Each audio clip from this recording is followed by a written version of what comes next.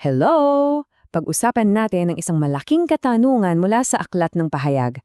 Alam niyo ba na sa likod ng lahat ng mga propesya, mayroong isang parang cosmic courtroom drama na nangyayari? Isang laban to para sa katotohanan mismo. Tara, alamin natin. Wow! Pakinggan nyo yan. Inihagis na ang tagapag-akusa. Ang lakas ng dating, diba? Isang deklarasyon ng tagumpay. Pero sino ba itong tagapag-akusa na ito? At bakit napaka-importante na natalo na siya? So, yan mismo ang tanong na sasagutin natin ngayon. Kasi para maintindihan natin kung bakit napakalaking bagay ng tagumpay na to, kailangan nating malaman kung sino ba ang kalaban at ano ba talaga yung isinusimbat niya sa harap niyang buong sansinukop. Okay, heto na yung pinakaugat ng lahat. Ang paratang ni Satanas sa esensya ay ito. Imposibleng sundin ang utos ng Diyos kaya hindi siya makatarungan. Ang goal niya, magtanim ng duda. Gusto niyang sirain ang tiwala natin, hindi lang sa batas, kundi sa mismong karakter ng Diyos. Para mas klaro sa atin ang lahat, ito yung magiging flow ng usapan natin. Uunahin natin yung paratang mismo, sunod yung sagot ng Diyos, ang mga unang bunga. Tapos, titingnan natin yung tatlong yugto niyan, magfo-focus tayo dun sa huling grupo, yung 144,000, at sa huli, makikita natin kung paano tuluyang napatunayan ang katotohanan ng utos. So, simulan na natin. Number 1, ang paratang ni Satanas. Saan ba talaga nanggagaling ang lahat ng pagdududang ito? So hindi lang pala basta-basta yung akusasyon. May deeper strategy pala. Kasi isipin mo, parang sa isang relasyon, di ba? Kapag may duda, paano ka magmamahal ng buo? At kapag nawala yung tiwala at pag-ibig, doon na.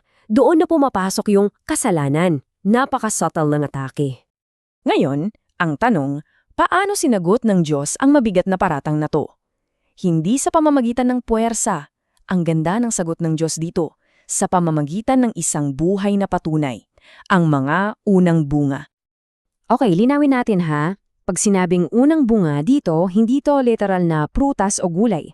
Sila ay mga tao, mga saksi, martir. Sila yung living proof na sa kabila ng lahat, posible palang maging tapat sa Diyos, kahit na ang kapalit ay buhay nila. At itong patunay na ito, hindi siya one-time, big-time event. Inilalahad ito sa tatlong yugto o yung tinatawag na tatlong pag-aani. Isa-isahin natin. Ito yung tatlong waves ng patunay. Siyempre, sino ba ang una? Walang iba kundi si Hesukristo, ang ultimate unang bunga. Sumunod yung mga banal noong Pentecostes na nagpakita na posible to sa tulong ng Espiritu Santo. At yung panghuli, ang grupong kukumpleto sa lahat, ang 144,000.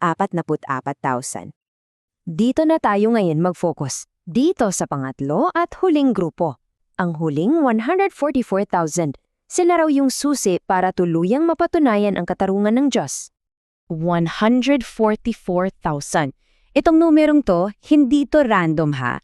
Ayon sa atong binabasa, ito raw yung eksaktong bilang ng mga saksi na kailangan para finally case closed na, para tuluyan ng mapatahimik ang tagapag-akusa.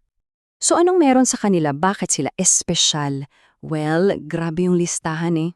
Sila daw ay may sukdulang debosyon, sumusunod sa kordero kahit saan, walang bahid ng kasinungalingan, sila yung buhay na ebidensya na, oo, posible palang mamuhay ng ganito sa mundong ito. So ano na? Anong mangyayari pag nabuo na yung bilang na 144,000? Dito na papasok yung kasukdulan ng lahat. Ang pagpapatunay sa katotohanan ng utos. Tingnan nyo tong dominong effect. Pag kumpleto na yung bilang, boom, tutunog ang ika-7 trumpet. Dahil dyan, magaganap yung unang pagkabuhay na mag-uli. Pagkatapos noon, sisimulan na yung huling paghuhukom hanggang sa may tatag na yung 1,000 taong kaharian. Lahat yan, magkakasunod-sunod. So in short, yung testimony ng mga saksing ito, yon ang final blow. Yon ang magsasabing wala ka nang masabi, tapos na ang kaso.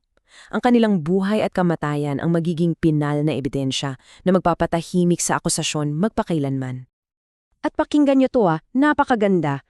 Ito raw yung formula ng tagumpay nila. Una, dugo ng kordero. At pangalawa, salita ng kanilang patotoo. Sobrang tapang nila na kahit kamatayan hindi nila inatrasan para manindigan sa katotohanan. So, anong ultimate result ng lahat ng to? Napatunayan na ang utos ng Diyos ay hindi lang makatarungan, kundi posible ring sundin. Dahil dito, yung huling paghuhukom ay magiging malinaw. Walang makakapagsabi na hindi patas ang Diyos. Vindicated kumbaga. Bilang panghuli, iiwan ko sa inyo itong pagnilayan.